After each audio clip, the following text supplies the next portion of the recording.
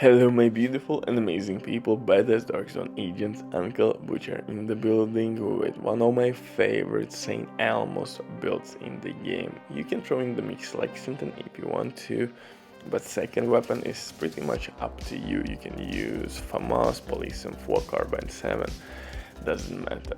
You will slay.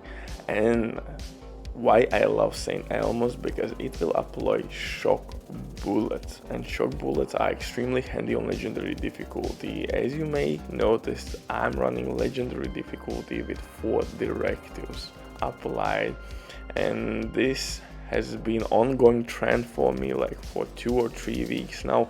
I'm showcasing legendary stronghold summit with pretty much maximum possible directives.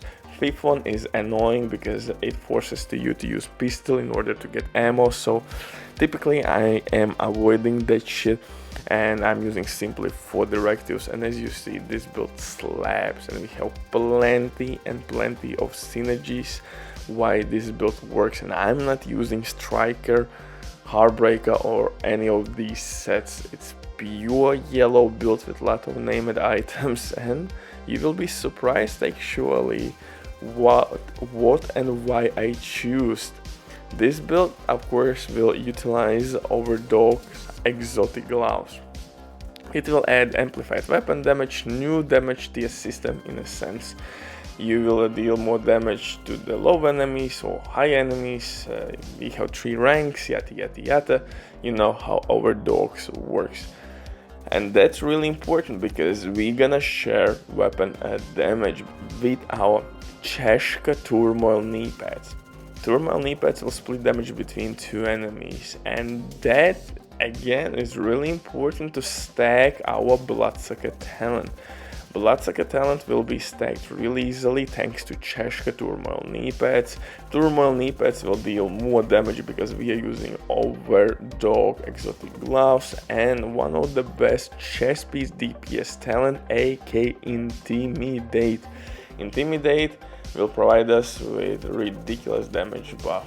In my eyes, it's even better than Glass Cannon. Obliterate is a safe option, but if you want better DPS, Intimidate will be the way to go.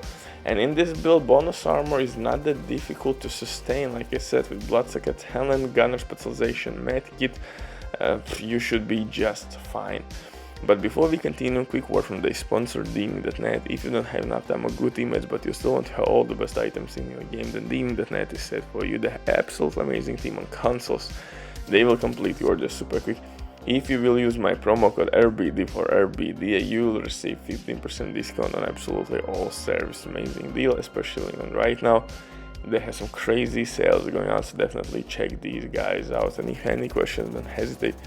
Drop your comment down below in comment section or contact the operator, and the rest will be the history. But now let's get back to this setup.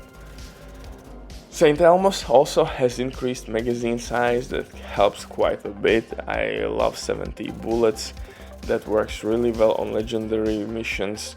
Lexington has 50, but Lexington has really nice base damage value, and overall you can use whatever talent you want on Lexington.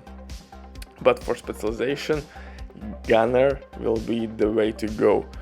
Armor on kill will increase our survivability, and increased rate of fire will increase DPS, and that's of course after kill. We have foam grenade, benchy pulse, medkit with bonus armor, even minigun will provide us with bonus armor. In terms of my numbers, I'm sitting really well. I have more than 50% crit chance. That's, by the way, nice amount of crit chance if you want to use Obliterate talent. So Obliterate will work extremely well in this build as well if you want. This is simply template how I'm using build. So crit damage, headshot damage, overall really nice. I mean, nice attributes. For second weapon I'm using Lexington, but like I mentioned before, you can replace it if you don't have it, but I think by this time you should have it, because we had plenty of opportunities to get this weapon. But somehow if you miss this weapon, you can use FAMAS for Police and 4, and then Carbine 7 if you want. Pistol doesn't matter, we don't give a shit about pistol in this build. For the set itself, I'm using Named Yal's Mask. Why? Because it will provide us with additional 14% health damage, and actually at open world and even heroic missions you are fighting a lot of non-elites, and health damage will be extremely valuable asset to have on this build, because we will deal more damage to red mobs and purple enemies. Every enemy has health bar, and when armor will be gone, deleted, wiped, you will deal even more damage to the health bar, so that's really cool. And for chest piece, I am using Intimidate. Intimidate will work with Bloodsucker really well.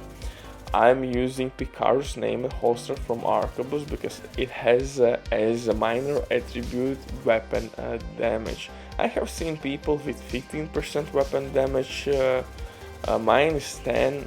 Is it glitch, is it bugged, I don't know. Most likely you could get, I guess, 15%. I didn't test this, it is what it is, I don't have to grind for some specific holster. So yeah, I'm using Picaro's holster with 10% weapon damage, but I think at least I have seen people with 15% weapon damage there. For the mod slots, you should use crit damage. For the chest piece, I am using Fenris with Intimidate, and for the backpack, I'm using second piece from Yal's brand set. Why?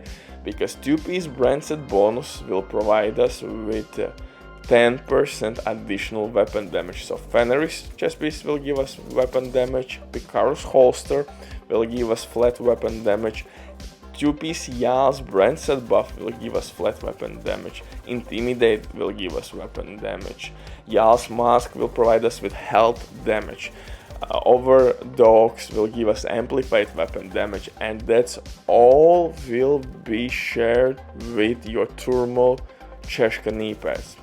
2 enemies will receive all that shenanigans thanks to these knee pads, and I think overall this synergy is extremely strong. Pretty much every piece in this build is providing us with some kind of form of weapon damage. Assault rifle, I mean, this build is cool. Lexington has damage auto cover, obviously. You can add Killer Talent or Optimist or something between those lines.